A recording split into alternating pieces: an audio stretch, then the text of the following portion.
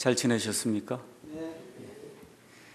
우리가 지난주에 오순절 성령 강림 사건에 대해서 이제 살펴보면서 오순절의 의미가 무엇인가 신약과 구약을 통해서 이제 살펴보기 시작했습니다.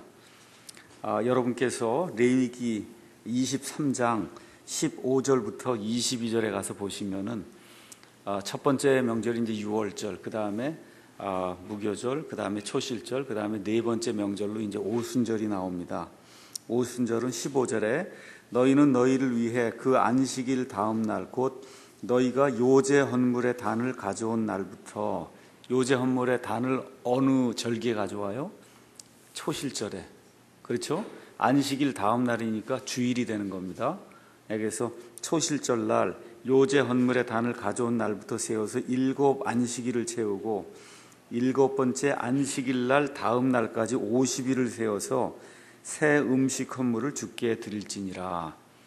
그래서 초실절로부터 50일째 되는 그 절기가 오순절이다.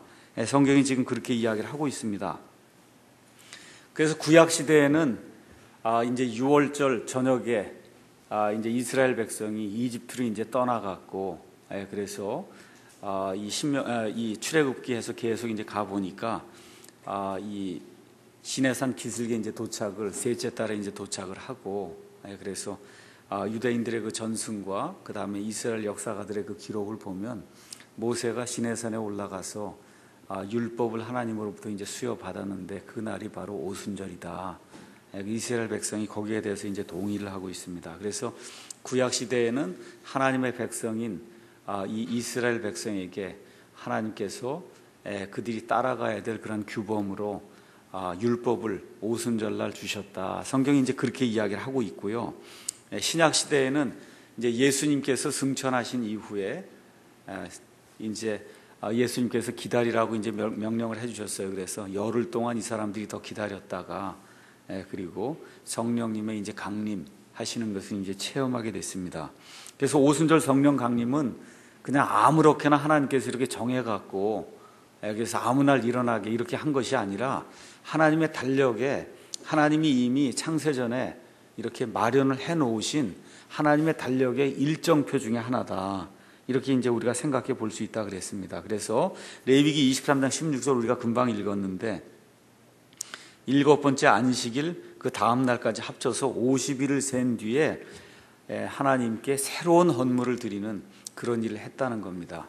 그래서 새로운 헌물이 도대체 뭐냐? 그 다음에 오순절이 어떻게 성취되었느냐? 또 오순절의 성취는 우리에게 무엇을 의미하느냐? 이런 것들을 우리가 이제 한번 신약 성경의 말씀을 통해서 살펴보려고 합니다. 오늘 하고 이제 다음 시간에 사도행전에 대해서 우리가 좀 집중적으로 이렇게 이제 살펴볼 텐데, 오늘날 전 세계적으로 1900년대 이후에 등장하는 그러한 그 교단이 오순절 은사운동을 이렇게 하는 그러한 교단입니다. 그래서 오순절 은사운동이 이제 생기는 그 이유 중에 하나는 종교 통합을 이루고자 하는 거예요. 그래서 오순절 그 은사운동에서 뭐 입신한다 그러고 방언한다 그러고 이런 것들이 지금 로마 카톨릭 교회에서 심지어 몰몬 교회에서 이런 일들이 지금 일어나면서 우리가 다 같이 이런 은사로다 하나가 되었으니까 다 같이 기독교인이 아니냐 그리스도인이 아니냐 이와 같은 그런 그 주장을 지금 펼치고 있는 거거든요. 그래서 여기에 대해서 우리가 사도행전을 제대로 잘 이해하지 못하면은 그러면은 이 성경을 가지고 성경을 주신 그 하나님의 의도와는 전혀 다른 방식으로 성경을 해석하게 되고 그래서 잘못된 그러한 그 교리의 오류에 이제 빠질 수가 있습니다. 자, 그래서 예수님께서 이제 승천하시고 나서 이제 열흘이 지나서, 그러니까 열흘이 지나서 이 성령님의 이제 강림이 이제 생기게 되는데 사도행전 2장 1절 가서 보니까 오순절 날이 충만하게 fully 영어로 이제 그렇게 기록이 되어 있어요. fully 충만하게 임하였을 때 그들이 한 마음이 되어 한 곳에 있더라.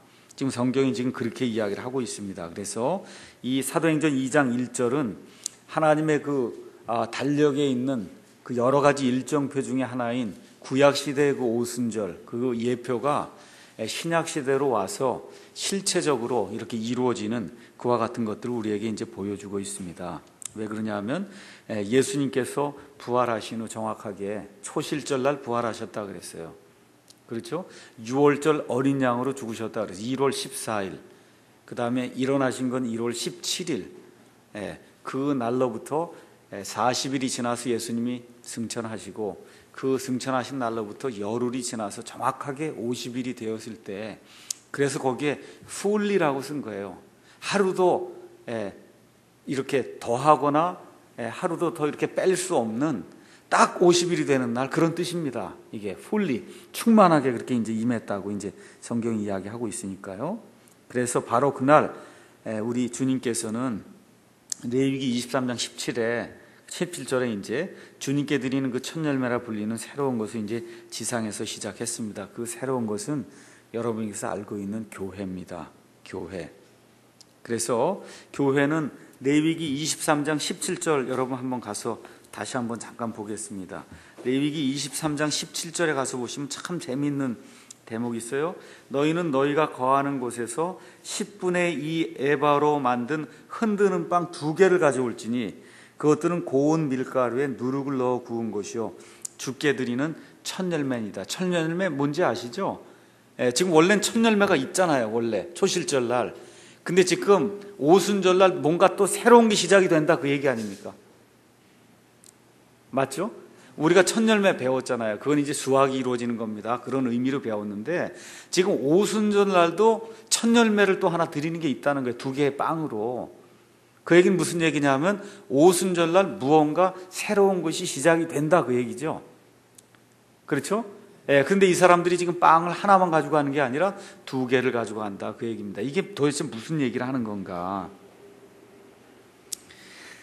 여기 예수 믿는 사람들 가운데, 특별히 우리 침례교인들 가운데서도 교회가 언제 생겼느냐, 이 문제로 사실 논쟁이 굉장히 많이 되고 있습니다.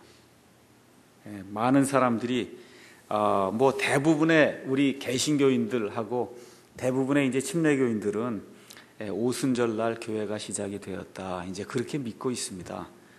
그런데 이제 또 그렇게 믿으면 타락한 사람들이다, 그렇게 얘기해서 마태복음 16장 18절부터 교회가 존재했다, 이렇게 이제 주장하는 이런 사람들도 있습니다. 그래서 뭐 이것 자체가 사람의 어떤 구원을 이루는 그와 같은 내용이 아니기 때문에 이걸 다 무슨 뭐 정말 피가 튀기는 것과 같은 거 뭐 논쟁을 할 수도 없는 것이고, 다만 저와 여러분이 이런 그 함정에 빠지면 안 됩니다. 이게 무슨 얘기냐면 로마 가톨릭 교회에서 무언가를 하니까 그거는 다 틀린 거다. 로마 가톨릭 교회에서 보이는 교회, 보편적인 교회, 예수님의 몸 이런 걸 얘기하니까 그건 틀린 거다. 로마 가톨릭 교회에서 오순절날부터 교회가 시작이 됐다, 그러니까 그건 틀린 거다. 이런 식으로 이걸 생각하면 이게 굉장히 안 되거든요. 로마 가톨릭 교회도 삼위일체를 믿어요. 그 삼위일체가 틀린 거 아니거든요. 맞지 않습니까? 그러니까 논리를 로마 가톨릭 교회가 뭘 하니까 그건 다 틀린 거다, 이런 식으로 해서 엉뚱한 허수아비를 가져다 놓고 그걸 공격하면 그건 어리석은 일이에요. 로마 가톨릭 교회가 그걸 하냐 안 하냐가 중요한 것이 아니라 성경이 무엇라고 이야기하느냐가 중요한 겁니다. 그래서 우리 그 침례교 그 형제들 가운데서도 이런 주장을 펼 때 보면 꼭 로마 가톨릭 교회가 보이는 교회, 가시적인 교회를 얘기하니까 그건 안 된다 그러고, 로마 가톨릭 교회가 오순절날 교회가 했다 그러고, 거기서 나온 프로테스탄트 교회들이 다 그렇게 얘기하니까 그건 아니라 그러고, 이런 식의 그 허수아비를 세워놓고 엄청나게 허수아비를 공격하거든요. 그거 아무 소용없어요. 하나님의 말씀이 뭐라 그러냐 하면 하나님의 말씀은 오순절날 교회가 생겼다 그럽니다. 그래서 성경이 있는 그대로 믿는 것이 가장 중요합니다. 마태복음 16장 18절에 이 베드로가 고백을 했죠. 주님, 당신은 그리스도시요 살아계신 하나님의 아들입니다. 이 고백이 있은 다음에 예수님께서 이 반석 위에 내가 내 교회를 세우리니 지옥의 문들이 그것을 이기지 못하리라. 지금 그렇게 이야기하신단 말입니다. 그러니까 마태복음 그 16장에도 가서 보시면 I will build my church, 내가 내 교회를 세우겠다 하고 지금 미래형으로 얘기한단 말이죠. 그러니까 이렇게 얘기하고 났더니 또 18장에 가서 보면은 이렇게 형제들 가운데 죄를 지은 사람도 있으면 어떻게 합니까? 하는 그런 내용이 이제 또 나온단 말입니다. 그래서 이 15절, 마태복음 18장 15절 가서 보면은 거기에 이렇게 형제들 가운데 죄를 지은 이런 사람들이 있으면은 두세 증인의 입으로 모든 말을 확증해라. 17절, 그가 그들의 말도 무시하여 듣지 않거든 교회에 그것을 말하라. 교회의 말도 무시하여 듣지 않거든 그를 이교도같이 세리같이 여겨라. 이렇게 하니까 이미 교회가 있는 거 아니냐, 이런 주장을 또 피는데 이것도 맞지 않습니다. 지금 여기 가서 보시면 다 시제가 쉘로 되어 있어요. 쉘.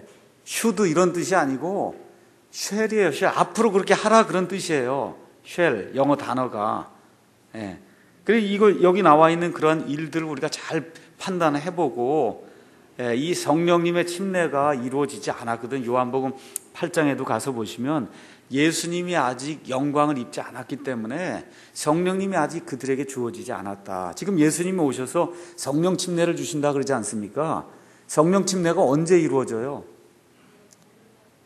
사도행전 2장 이후부터 이루어져요. 그 전에 성령 침례가 없었습니다. 제가 이런 내용들을 자세히 이렇게 보여드리겠습니다. 그래서 뭐 이걸 가지고 어떤 논쟁을 하거나 이럴 것은 아니지만, 엉뚱한 허수아비를 만들어 놓고 그거 막 두들기고 그렇게 해봐야 소용이 없어요. 성경이 무엇라고 얘기하느냐가 중요한 겁니다. 그래서 이 신약시대, 이 교회, 우리가 신약시대도 분명히 구분해야 된다 그랬죠. 십자가 사건 이후가 신약시대다. 신약이 지금 이루어지지 않은 지금 구약시대에 어떻게 교회가 있을 수 있어요? 마태복음 16장 18절, 이때부터 교회라 그러면 이미 구약시대에 교회가 있다는 얘기인데 이게 불가능한 얘기거든요.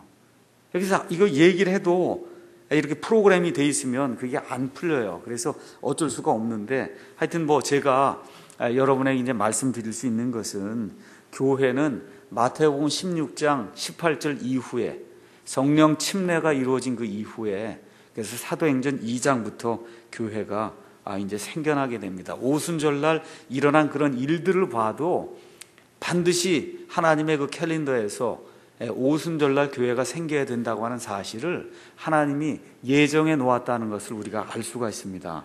그래서 교회가 시작되는 시기는 이미 하나님이 정하셔서 자신의 달력에 영구히 고정시켰습니다.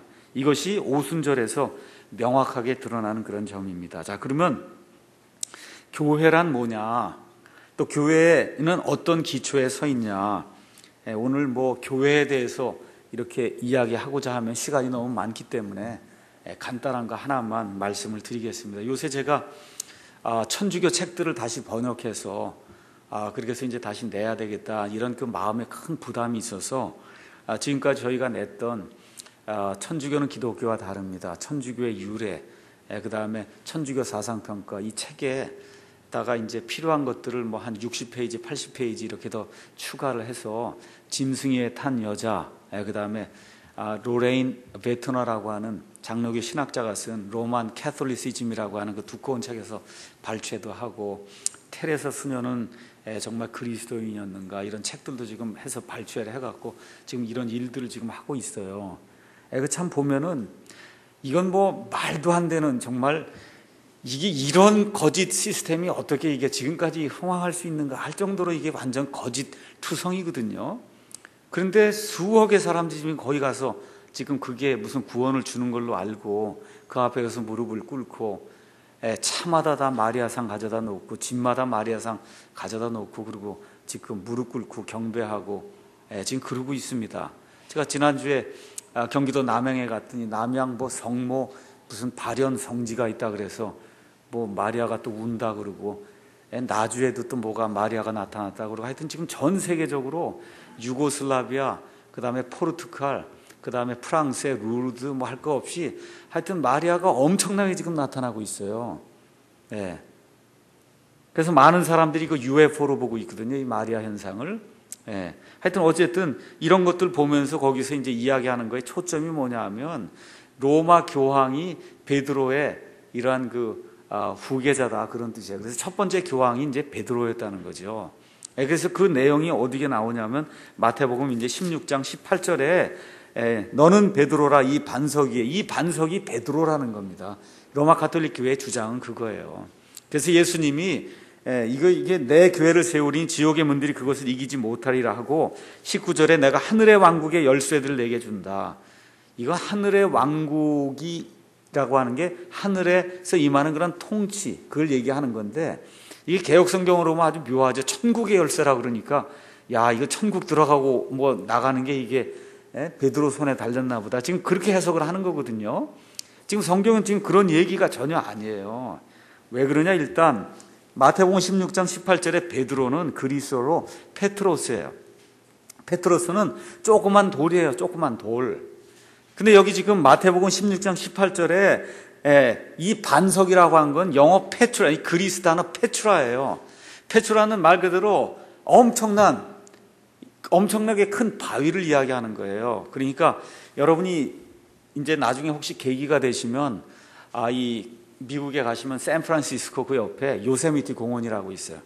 이 요세미티 공원 가면 그냥 엄청나게 큰 바위가 있는데 그 바위가 하나가 산이에요. 뭐 그런 바위를 이야기하는 거예요.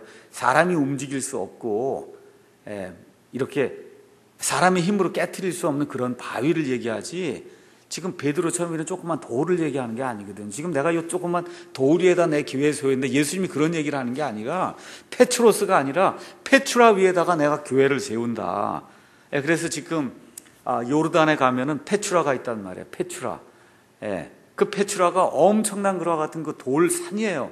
그 돌산 안에다가 이제 도시들을 세워놓고 나중에 이제 요한계시록 12장에 나오는 그 기사를 따라서 아마 적그리스도의 그 환란기 때 이스라엘 백성이 그 페트라 안에 들어가서 그렇게 보호를 받지 않겠느냐 그렇게 이야기하거든요. 이런 돌이 아니라 말 그대로 그냥 완전한 그 어떤 그 지형 하나가 돌로 돼 있는 이런 의미의 지금 페트라를 얘기하는 겁니다. 그러니까 이걸 인용해서 베드로가 그 반성이라고 얘기하는 거는 그건 어불성설이라는 얘기죠. 그래서 여기 나오는 이 반석은 구약 성경에 이제 굉장히 많이 나오죠. 이스라엘에게 우리 여호와 하나님이 바로 그 반석이셨습니다. 신명기 32장 4절, 5절, 18절, 30에서 31절, 또 다윗 왕도 고백을 하지 않습니까? 하나님, 여호와 하나님만이 나의 반석이시오, 나의 요새시오, 나의 구원자십니다. 그 얘기하는 그런 의미의 반석을 이제 이야기하는 거거든요. 그리고 사도 바울도, 이건 가사 하나 읽어보는 게 좋을 것 같습니다. 사도 바울도 고린도전서 10장 1절에서 4절, 고린도전서 10장 1절에서 4절 가서 보시면, 또한 형제들아 나는 이것을 너희가 모르기를 원치 아니하노니 곧 우리 조상들이 다 구름 아래에 있고 모두 바다를 지나가며 모두가 구름과 바다 속에서 모세에게로 침례를 받고 모두가 같은 영적 음식을 먹으며 모두가 같은 영적 음료를 마셨느니라. 그들이 자기들을 따라가던 영적 반석으로부터 마셨는데 그 반석은 그리스도였느니라 해서, 여기 나오는 락, 반석이라고 하는 말이 영어에는 그 R자가 대문자로 이렇게 쓰여 있죠. 그래서 이게 신성을 가진 존재라고 하는 걸 누구나 이제 알 수가 있습니다. 그래서 그 반석이 예수 그리스도, 그 예수 그리스도가 아니라 하면 어떻게까지는 우리가 봐줄 수 있냐면 베드로의 그 믿음의 고백 아시죠? 이거에다가 우리가 이걸 교회를 세운다고 하는 것까지는 우리가 인정할 수 있지만, 베드로라고 하는 사람, 베드로가 이거 끝나고 나서 예수님에게 사탄아 물러가라 하는 그 거의 저주성 발언을 지금 받은 사람이, 예수님을 3번 부인하고, 그렇죠? 뭐 이런 사람의 교회가 세워지면 교회가 얼마나 왔다 갔다 하겠습니까? 그렇죠? 바람에 왔다 갔다 하듯이 왔다 갔다 할 거예요. 지금 교회는 그런 데 세워진 게 아니에요. 견고한 반석, 예수님이라고 하는 반석, 아니면 베드로의 그런 신앙 고백과 같은 반석에 세워졌기 때문에 지옥의 문들이 그걸 이기지 못한다는 겁니다. 아무리 광풍이 몰아치고 마귀의 체제가 극성을 부리고 지난 한 2000년 동안 정말 예수 믿는 사람들 잡아 죽이고 핍박을 하고 가진 고문을 하고 다 했어도 지금까지 교회가 남아있다, 그 얘기거든요. 지옥의 문들이 그것을 이기지 못하리라 예수님이 이제 말씀을 해주셨습니다. 자, 그러면 지금 오순절날 구약시대에 이 사람들이 빵을 몇 조각을 갖다 드려요? 빵 2개를 가져다 드린단 말이에요. 2개. 그러니까 교회라고 하는 그러한 그 새로운 창조물 안에는 2 요소가 있어야 된다는 거예요. 2 요소. 그래서 레위기 23장 17절에 가서 보면 빵 2개를 가져다가 그날 드렸단 말이에요. 왜 2개의 빵을 드리냐? 그 두 덩이는 교회 안에 있는 두 부류의 사람을 지금 가리킨다고 우리가 볼 수 있어요. 그건 뭐냐 하면 이 성경적으로 가서 보면 유대인 아니면 이방인 이 2개뿐이 없습니다. 먼저 사람을 나누는 방법에 대해서 고린도전서 지금 금방 읽었으니까 고린도전서 10장 32절을 한번 가서 한번 하나님이 보실 때 지금 이 세상 사람은 어떻게 구분이 되는가 한번 잠깐 살펴보겠습니다. 유대인들에게나 먼저 사도 바울이 얘기하는 게 너희가 먹든지 마시든지 무엇을 하든지 다 하나님의 영광을 위해 해라 이렇게 얘기한 다음에 유대인들에게나 이방인들에게나 하나님의 교회에나 어떤 실족거리도 주지 마라. 교회는 여러분 건물이 아니라는 건 다 알고 계시죠? 사람이 교회예요. 그래서 지금 하나님이 이 신약 시대에 사람들을 구분하시면 사람은 딱 3가지로 구분이 되는 거예요. 유대인, 그 다음에 이방인, 그리고 유대인이든 이방인이든 할 거 없이 예수님으로 말미암아 예수님 안에 들어와서 한 몸을 이룬 그 사람들, 그걸 교회라고 이야기하는 거거든요. 그래요. 그 교회 안에는 두 부류의 사람이 있는 거예요. 구원받은 유대인과 구원받은 이방인 두 부류의 사람만이 있습니다. 자, 그래서 에베소서의 이 내용을 사도 바울이 이제 기록을 해 놓았습니다. 에베소서 먼저 3장을 한번 가서 보시죠. 3장에 이런 까닭에 너희 이방인들을 위해 예수 그리스도의 갇힌 자 된 바울이 말하노니 너희를 위해 내게 주신 하나님의 은혜의 경륜을 너희가 들었으리라.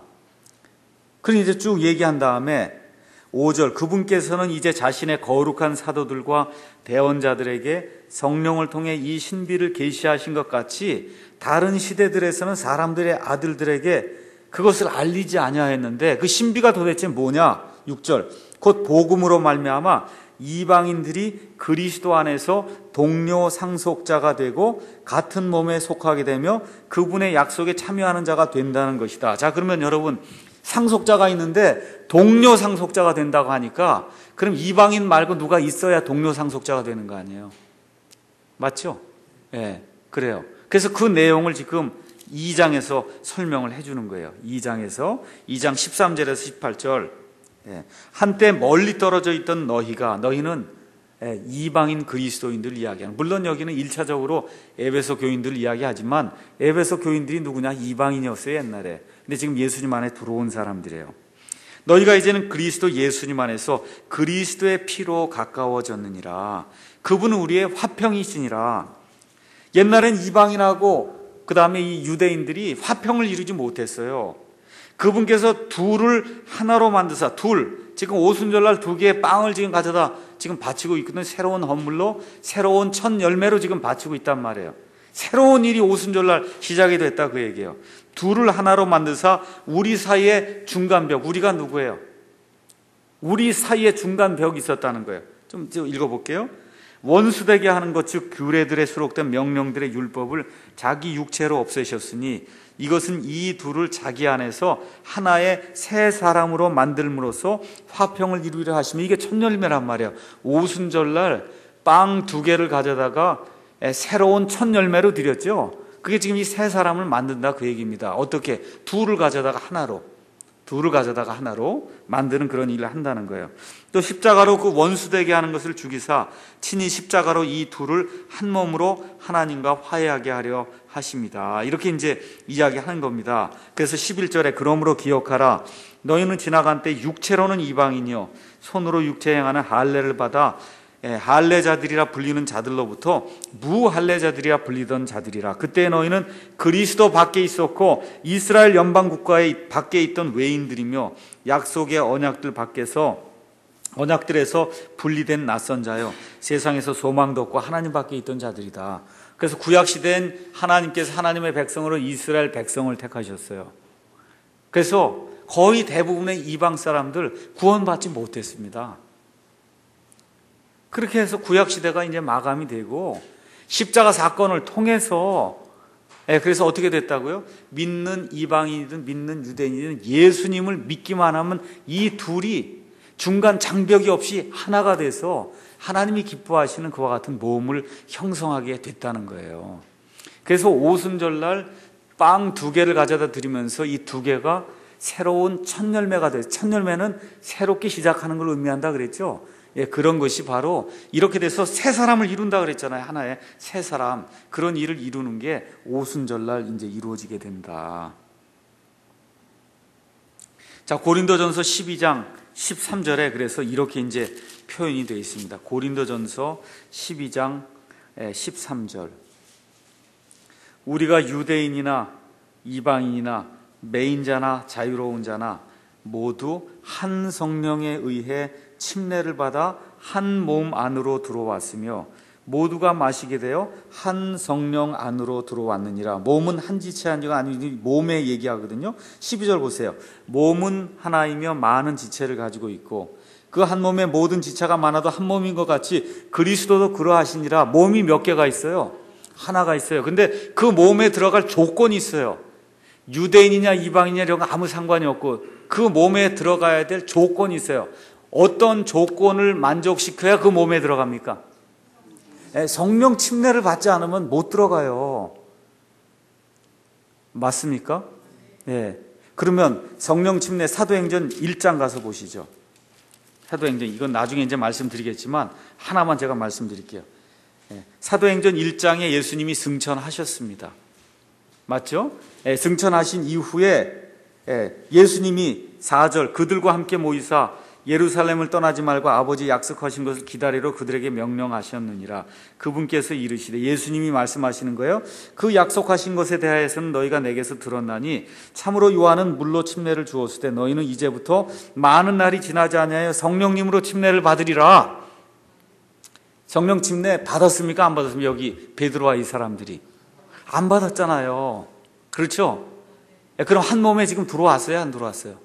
안 들어왔다니까. 안 들어왔어요. 이런 명백한 진리들을 이렇게 왜곡을 해서 어떤 특정한 이런 예를 들어 침례교만 교회다 이런 식의 어떤 그런 걸 주장하기 위해서 이렇게 교리를 왜곡하면 하나님이 기뻐하지 않습니다. 여기 분명히 기록이 돼 있잖아요. 아직 성령 침례를 못 받았다고. 그러니까 며칠 지나야 받아요. 아직 열흘도 지나야 받거든요. 열흘 지나야 받아요. 그래 어떻게 돼요? 한 몸이 형성이 된단 말이에요. 그 몸 안에는 유대인 이방인의 구분이 없어요. 예수 그리스도의 그 은혜로 예수님의 그 십자가의 그 피의 공로로 말미암아 누구든지 성령님의 그 침례를 통해서 그 몸에 들어가는 거예요. 맞습니까? 네. 자, 이렇게 돼서 고린도전서 12장 13절 이 말씀 이게 대단히 중요한데 이걸 또 이제 다른 방식으로 이게 침례는 이게 또 물침례라 그러고 뭐 등등 해서 이렇게 거짓으로 자기들의 주장을 펴려고 하는 그와 같은 일들이 이제 많이 일어나는데 여기 그렇게 돼 있지 않습니다. 한 성령에 의해 침례를 받았다 해서 성령 침례를 받아야 한 몸에 들어간다. 이렇게 성령 침례는 사도행전 1장 이후에 생깁니다. 그 성경이 명백하게 그런 것들을 이야기하고 있기 때문에 어떤 허수아비를 세워놓고 카톨릭 교회가 그걸 믿으니까 우리는 안 믿는다 이런 식으로 해서 잘못된 주장을 하면 그러면 하나님이 이제 기뻐하지 않습니다. 자, 그래서 구약시대의 오순절은 메시아의 부활 이후 50일째 되는 날, 즉 유대인과 나중에 이방인이 그 메시아를 통해 주님을 섬기는 그런 일이 생기게 되는 그 날을 가리켰어요. 그러니까 구약시대에는 그날에 율법이 주어졌고 신약시대에는 그날에 성령님이 주어지면서 그래서 어느 의미에서는 구약시대의 그 율법을 통해서 하나님의 신정 국가 체계가 완성이 돼서 어느 면에서 실행이 되기 시작한, 그 전에 법이 없으니까요. 지금 이집트에서 출발해서 나왔지만 법은 없잖아요. 그 법이 이루어진 날이고 신약 시대에도 이 오순절 성령 강림과 함께 이 교회 시대를 이끌고 나갈 수 있는 그와 같은 체계가 이제 형성이 됐다. 우리가 이제 그렇게 볼 수가 있습니다. 그래서 현재 교회 시대에는 두 개의 놀라운 사실이 있습니다. 하나는 하나님이시여 동시에 인간이신 우리 주 예수 그리스도께서 하늘에 계시면서 우리를 위해 중보하고 계신다는 그런 사실입니다. 우리가 하나만 읽어보겠습니다. 히브리서 1장 3절. 히브리서 1장 3절 가서 보시면 하나님의 영광의 광채시여 그분 자체의 정확한 형상이시며 자신의 권능의 말씀으로 모든 것을 떠받치시는 이 아들께서는 친히 우리의 죄들을 정결하게 하신 후에 높은 곳에 계신 존엄하신 분의 오른편에 앉으셨느니라. 예수님이 이 땅에 오셨을 때는 육체를 가지고 계셨어요. 그 육체를 가지고 계신다 하는 얘기는 예수님이 이스라엘 땅에 계시면 동시에 미국과 한국에 계실 수 없다는 거예요. 맞죠? 예, 그렇잖아요. 예, 그러니까 이 예수 그리스도의 그런 교회를 이제 하시기 위해서는 더 이상 그 육체를 입은 그 분이 그런 일들을 더 이상 할 수가 없는 그런 시대가 이제 열리게 됐다는 거예요. 이제 그 예수님은 어떻게 하나님이요 또 동시에 사람으로서 하나님의 왕좌 오른편에 가셔서 우리를 위해서 중보하시는 그런 일들을 하고 계시며 그 이후에 어떤 일들 하세요? 하나님의 영이신 성령님께서 이 땅에 내려오셔서 성령님은 동시에 미국, 한국, 이스라엘 뭐 할 거 없이 동시에 영이시기 때문에 편만하게 작용하실 수 있거든요. 그래서 성령님의 시대가 이제 우리에게 열리게 된 겁니다. 그래서 성령님의 오심, 영어로는 우리가 Spirit incoming, 성령님이 오신다 이거예요. 성령님이 오신다. 그 내용을 가서 보시면 이 세상에 살아가는 어떤 사람이 예수 그리스도의 이 복음의 말씀을 들었습니다. 어떤 분이 질문을 했어요. 하나님이 계신다는 사실만 알면 구원받습니까? 여러분 어떠세요? 하나님이 계신다는 사실, 심판자가 계신다, 창조주가 계신다, 이 사실만 알면 구원받을 수 있겠습니까? 없겠습니까? 없죠. 예, 없어요. 그건 일반 계시로 누구나 알 수 있는 그런 내용이거든요. 그렇잖아요. 예, 그래서 지금 이 신약시대 하나님이 요구하시는 것은 그 하나님이 마련해 놓으신 구원의 방편이 있다는 거예요. 그래서 그 길이 오직 예수님만을 통해서 정말 존귀하신 분이야. 그분 외에는 구원이 없으니까요.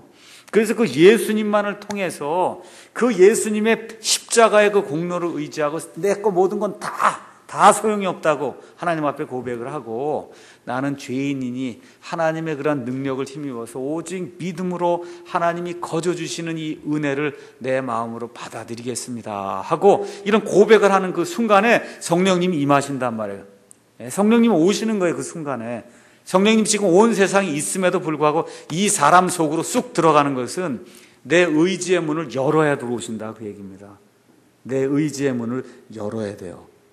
그래서 다시 태어난 사람에게는 성령님이 이렇게 들어오시면은 성령님이 밖으로 나갈 수가 없어요. 그러니까 예수 믿는 사람, 그 사람이 성령님을 모시고 있지 않는 경우는 단 한 경우도 없습니다.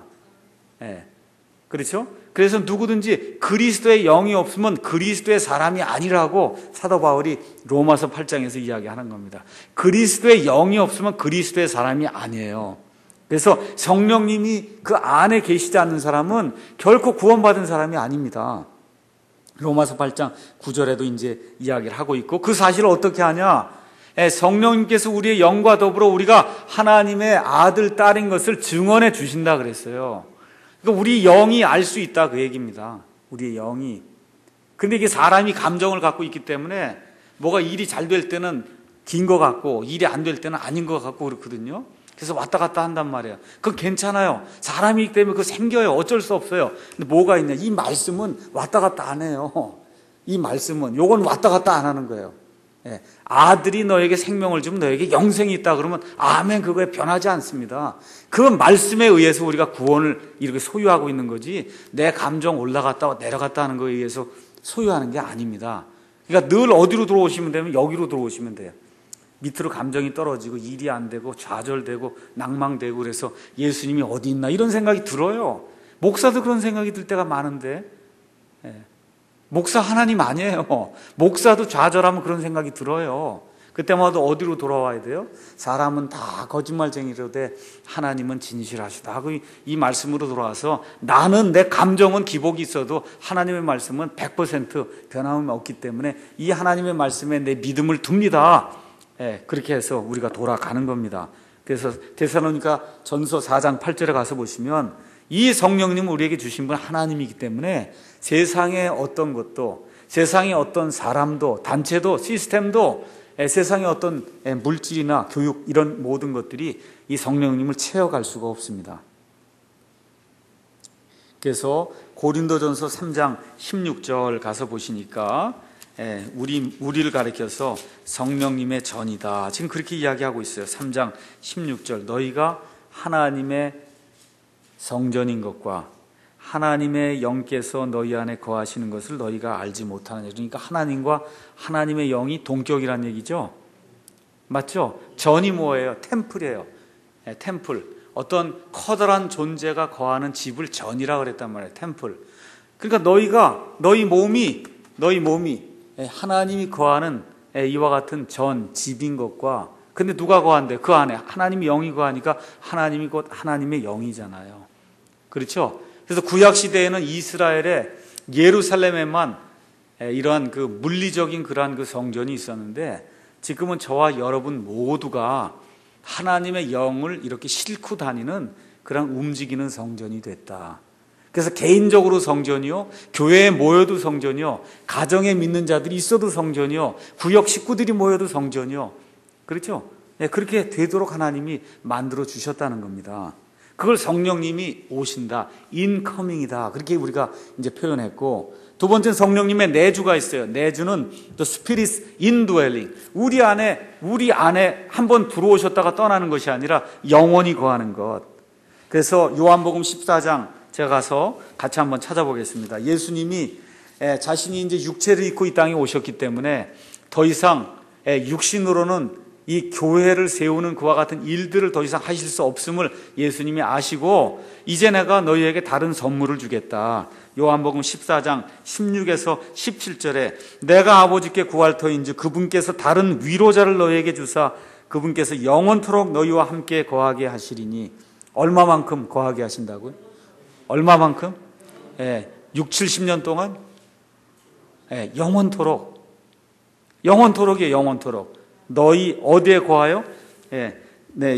너희와 함께 거하게 하시니 곧 진리의 영이시라. 세상은 그분을 받아들이지 못하나니 이는 세상이 그분을 보지도 못하고 알지도 못하기 때문이니라. 그러니 세상 사람들에게 성령 얘기를 하면 어떻겠어요? 받아들이지도 못하고 보지도 못하고 알지도 못하는 사람에게 이걸 이야기하면 어떻게 알아듣겠냐고요. 이런 상황 속에서 예수 믿으면 복 받아요. 이런 거 얘기해요. 예수 믿으면 성령 침례를 받아요. 방언을 해요. 이런 식으로 해가 이거 나가면은 그게 안 된다고요. 지금 알아듣지도 못하는 그런 사람들이 그 얘기하면 이 사람들 완전히 무슨 신비주의자인가 보다 이렇게 생각을 해요. 그래서 고린도전서 2장에 영적인 것들은 영적인 것으로 분별하느니라. 지금 그렇게 성경이 이야기하는 겁니다. 그래서 세상은 알지도 못하지만 그러나 너희는 그분을 아나니 이는 그분께서 너희와 함께 하시며 또 너희 속에 계실 것이기 때문이라. 우리 밖에서도 함께 해주시고 우리 속에서도 영원히 함께 거하신다. 이런 말씀을 예수님이 우리에게 약속을 주셨고, 약속을 주셨으니까 그 약속을 이루시기 위해 오순절날 그 날이 충만하게 임했을 때 성령님의 강림이 이루어질 수 있도록 예수님이 만들어 주셨습니다. 그래서 오순절 전에는 성령님께서 신자 안에 영원히 거하지 않았습니다. 여러분 잘 아시잖아요. 다윗, 그 다음에 기드온, 삼손, 이런 거 가서 한번 보세요. 가서 보시면은 그렇게 돼 있잖아요. 이 시편 51편 가서 한번 보십시다. 시편 51편 가서 보면 여기에 이제 이 다윗이 하나님께 이제 간구하는 그런 내용이 있거든요. 시편 51편. 이런 것들을 이제 신약 시대에 적용을 하면 안 된다 그 얘기죠. 다윗이 이제 밧세바와 이제 간음을 한 이후에 그 이후에 이제 이 하나님 앞에 모든 죄악을 내어놓고 그리고 이제 기도하는데 11절 51편 나를 주의 앞에서 쫓아내지 마시고 주의 거룩한 영을 내게서 거두지 마소서. 지금 사울에게서 거룩한 영이 거둬진 거 다윗이 봤습니까? 못 봤습니까? 봤죠? 그런 일이 내게서 이루어지지 않도록 지금 기도하고 있는 거예요. 이런 걸 가지고 신약시대에 복음성가 만들어갖고 주의 거룩한 영을 내게서 떠나지 말게 해달라고 그러면 이게 말이 됩니까? 안 됩니까? 이건 이 복음의 기본을 모르는 거예요. 기본을. 지금 이게 하나님의 말씀, 다윗이 이거를 기록할 때는 이게 사실입니까? 진리입니까? 거짓입니까? 다윗이 이거 기록할 때 이건 사실이에요. 그렇죠? 근데 지금 이걸 적용하면 맞습니까? 안 맞습니까? 안 맞아요. 그래서 이 성경을 가지면은 자기가 증명하고자 하는 모든 걸 성경에서 다 증명할 수가 있어요. 어떤 이단교리라도. 근데 뭘 봐야 돼요? 앞뒤 문맥과 하나님의 그러한 경륜이 어떻게 변천이 되고 있는가를 우리가 판단하지 않으면 모든 이단교리 성경에서 다 증명할 수 있습니다. 그래서 이단이 생기는 거예요. 그래서 이런 말씀 가지고 주의 거룩한 영을 내게서 떠나지 말게 하소서, 아무리 그렇게 거룩하게 노래해도 그 하나님께 영광이 전혀 되지 않고 이단교리를 노래하는 거예요. 이단교리. 그래서 성령님의 그 내주는 너희와 함께 하는 것에서 이제 너희 속에 거하는 걸로 이렇게 시대가 바뀌면서 오순절 강림 사건 이후에는 성령님 우리와 함께 할 뿐만 아니라 우리 속에 영원히 거하시는 그와 같은 일로 이제 바뀌게 됩니다. 그래서 그럼 죄를 지으면 어떻게 돼요? 또 성령님을 대적하는 그런 죄를 지으면 영원히 사죄를 받지 못한다고 또 오순절 교회에서 또 그러잖아요. 방언하고 있는데 가서 뭐 마귀 쫓는다 그러고 가서 그거 다 거짓말입니다. 그러면 성령 회방죄를 당신이 놓으니까 이제 영원토록 사죄받지 못한다고 그러지 않습니까? 그런 일은 없어요. 성령 회방죄가 있어서 영원히 사죄받지 못하는 죄는 단 하나 있어요. 그건 예수님을 믿지 않는 거. 그거 외에 나머지는 그런 죄가 없습니다. 나중에 이제 또 마태복음 공부할 때 우리가 그걸 보겠습니다. 자, 그 다음에 이제 뭐가 있냐면 성령 충만이 있습니다. 성령 충만. 영어로는 the Spirit infilling. 성령님이 우리를 채우시는 거예요. 여러분, 성령 침례를 받아라 이런 명령이 있습니까? 없습니까? 성경에. 너희는 성령 침례를 받을 것이다 이런 얘기는 있어도 성령 침례를 받아라 이런 얘기가 있을까요? 없을까요? 성경에. 한 군데도 없어요. 한 군데도 없어요. 왜 그러니까 명령이 아니에요. 예수 믿는 사람이면 누구에게나 일어나는 일이에요. 성령 침례가 뭐예요? 침례는 푹 잠기는 거죠. 그러니까 성령님이 있으면 성령님 속에 푹 잠겨서 내가 쑥 들어가는 것도 침례고, 그렇지 않으면 내가 여기서부터 이 발끝까지 성령님이 나를 푹 채워도 그게 침례예요. 두 가지예요. 성령님 안으로 푹 들어가도 내가 꽉 잠기는 거고, 그렇죠? 내 머리끝부터 발끝까지 성령님이 꽉 채워도 그것도 침례예요. 그러니까 침례 그러면 다른 거 없어요. 채운다는 거예요. 가득 채운다. 가득 채운다. 그래서 성경 가서 보면 성령 세례 받아라. 성령 세례 받아야 된다 그러고, 그럼 성령 세례가 뭡니까? 그러면 방언해야 된다 그러고. 옛날에 기도원 가면 야 소도 하고 개도 방언도 하는데 말이야 방언도 못하냐 그러고, 그렇게 부흥사들이 막 핀잔을 주고 내려치고 막 밀어제치고 막 그러면서 성령 세례 받아야 된다고 그랬거든요. 성경에는 단 한 번도 없어요. 성령 세례를 받으라고 하는 명령은 단 한 번도 없습니다. 뭐만 있어요? 성령의 충만을 받으라고 하는, 성령 충만 받으라는 명령만 나와요. 성령 충만. 그래서 성령 충만은 에베소서 5장 18절에 술 취하지 말라. 거기에는 과도함이 있나니 오직 성령의 충만을 받으라고 그렇게 이야기합니다. 그래서 성령으로 충만하게 채워지는 것, 이거는 명령입니다. 성령 충만을 받으라니까 그건 명령이잖아요. 그러니까 예수 믿는 사람은 성령 침례를 누구나 다 받아요. 어떻게 받아요? 예수님을 받는 그 순간, 받아들이는 그 순간에 성령님이 들어오셔서 발끝부터 여기 머리끝까지 채운단 말이에요. 채워서 어떻게 돼요? 예수님과 내가 하나가 되게 만드는 게, 그렇게 되니까 어떻게 돼요? 예수님이 십자가에서 죽으신 게 내가 죽은 게 되고, 그렇죠? 예수님이 묻히신 게 내가 묻힌 게 되고, 예수님이 부활하신 게 내가 부활한 그런 사실이 되는, 연합되는 그런 일이 생긴단 말이에요. 그게 구원받는 거예요. 그게 뭘 통해서 일어나요? 성령 침례를 통해서 일어난다 그 얘기입니다. 그러니까 예수 믿는 사람 치고 성령 침례 못 받는 사람은 없는 거예요.